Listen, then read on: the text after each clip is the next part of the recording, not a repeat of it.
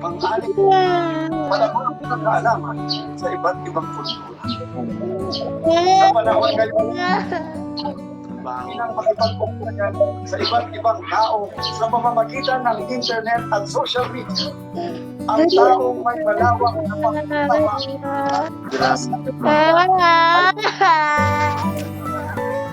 hindi ito tungkol sa pagiging matalino. Kundi sa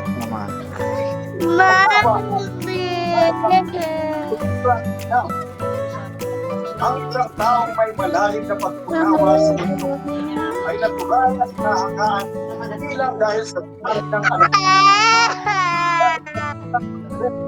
at maingat. Bakit nag-iiyak-iyakan ka?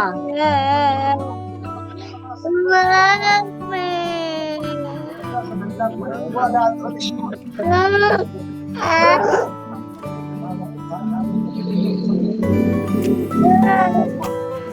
Pinapakita nito ang pagiging mukha sa isip.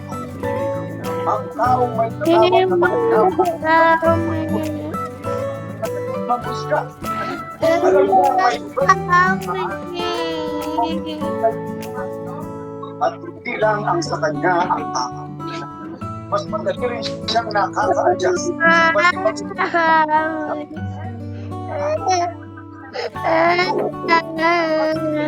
makakalang ng sa iba. Kapag alam ka tungkol sa kultura ng iba, Bakit nag-iiyak-iyakan niya, kuya? Iiyak-iyakan ka daw, sabi ni Lola. Ano pa?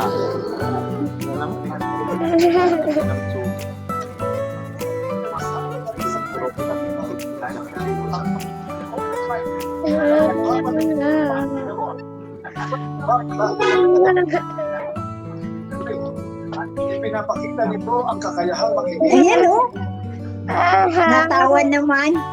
Kaya ako nasabing nag-iiyak-iyakan.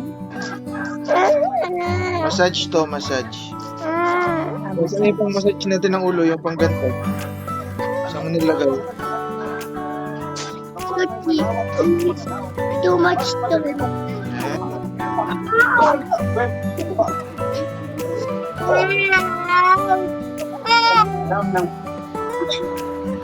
Sabi ni Marcus Aurelius, tumingin ng mas malalim.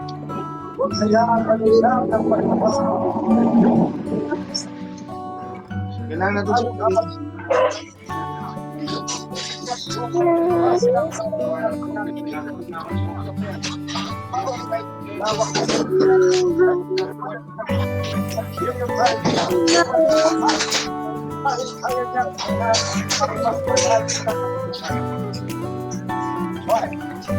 Mas naging makabuluhan ang relasyon mo sa iba. Ang pag-aaral ng ibang kultura ay hindi lang tungkol sa Suklay.